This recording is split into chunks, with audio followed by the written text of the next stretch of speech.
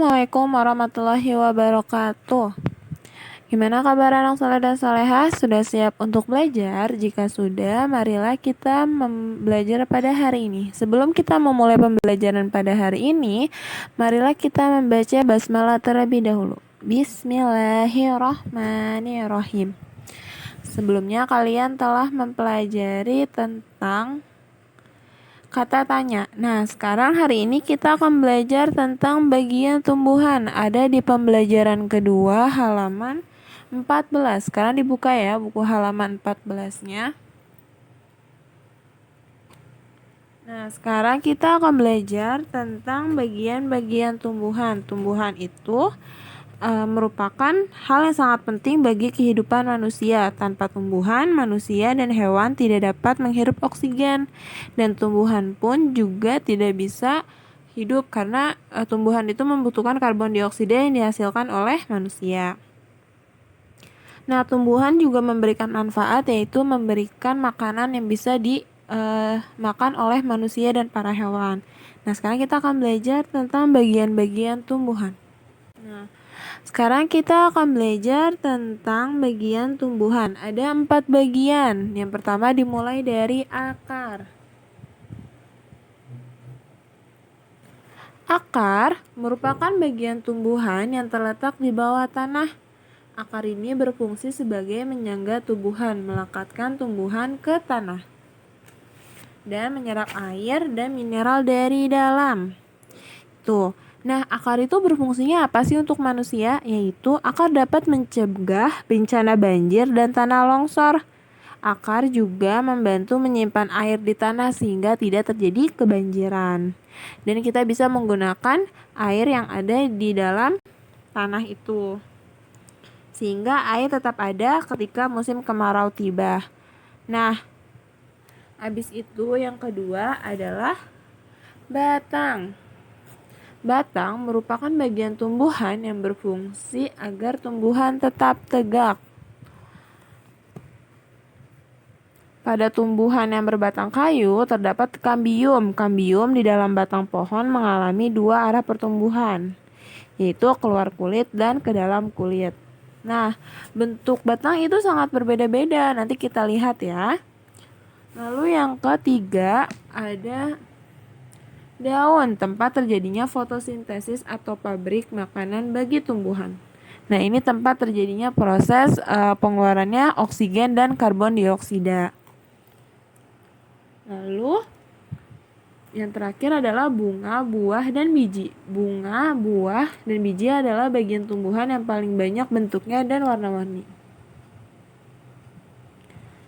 Nah, sekarang kita lihat ke akar ya. Akar itu ada macam-macam nih fungsinya, yaitu membentuk jangkar pohon sehingga pohon tidak rubuh atau tidak roboh.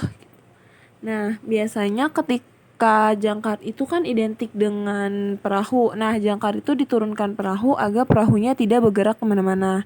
Nah, sama juga dengan akar, agar pohonnya tidak roboh atau tidak bergeser. Lalu menyerap air dan mineral dari tanah, menyimpan cadangan makanan, contohnya seperti singkong dan wortel. Wortel itu berasal dari dalam tanah, jadi yang diambil cadangan makanan itu ada di dalam tanah. Seperti itu. Lalu akar itu dibagi menjadi dua, akar tunggang dan akar serabut. Nah, biasanya akar tunggang itu dia itu semakin ke dalam, beda dengan akar serabut, yaitu akarnya bisa sampai keluar permukaan tanah dan menunjukkan akar-akarnya. Beda dengan akar tunggang yang cuma satu dan dia masuk ke dalam. Sekarang tadi yang kedua adalah batang. Batang juga memiliki bentuk-bentuk yang bermacam-macam, yaitu ada yang batang berkayu. Biasanya kalau yang berkayu itu keras. Lalu pada rumput biasanya ini seperti di pohon padi. Lalu batang pada sayur-sayuran seperti bayam, kangkung, itu juga sebenarnya dia memiliki batang tapi lunak. Air dan zat makanan atau bahan makanan mengalir dari akar menuju daun melalui batang. Pada beberapa tumbuhan, batang sebagai tempat penyimpanan cadangan makanan seperti tebu sama sagu. Kalau misalkan di akar ada wortel sama singkong, maka di batang ada tebu dan sagu, yaitu yang bisa kita gunakan untuk kehidupan manusia. Lalu ada daun. Nah, daun ini memiliki banyak sekali macam-macam bentuknya. Tuh. Nah, daun terdiri dari helai daun, tangkai daun, dan pelepah daun. Daun ini mengandung klorofil atau zat hijau daun. Klorofil dibutuhkan untuk proses fotosintesis. Air dan bahan makanan yang berasal dari akar lalu dibawa ke batang, lalu diletakkan di daun, diolah menjadi makanan dengan bantuan sinar matahari. Dan daun juga berfungsi untuk bernafas, yang tadi seperti Ibu bilang, yaitu karbon dioksida dan oksigen. Tuh. Lalu daun juga sebagai tempat bahan menyimpan makanan kayak sayur-sayuran, bayam, kangkung. Kita bisa menggunakan daunnya untuk kita makan. Lalu ada bunga, buah, dan biji. Nah, ini kenapa dijadi satu sih? Karena kadang ada beberapa tumbuhan yang memiliki biji di bunga, seperti bunga matahari, dia memiliki biji di bunganya. Dan ada tumbuhan yang memiliki biji di dalam buah, seperti alpukat atau seperti pepaya. Nah, biji dibagi menjadi dua, yaitu biji berkeping satu atau monokotil dan biji berkeping dua yang disebut dengan dikotil. Nah, pembelajaran kita pada hari ini itu saja ya. Nanti kerjakan soal yang Ibu berikan. Nanti dikirim melalui link yang akan Ibu berikan gitu. Mohon maaf jika Ibu ada salah kata. Assalamualaikum warahmatullahi wabarakatuh.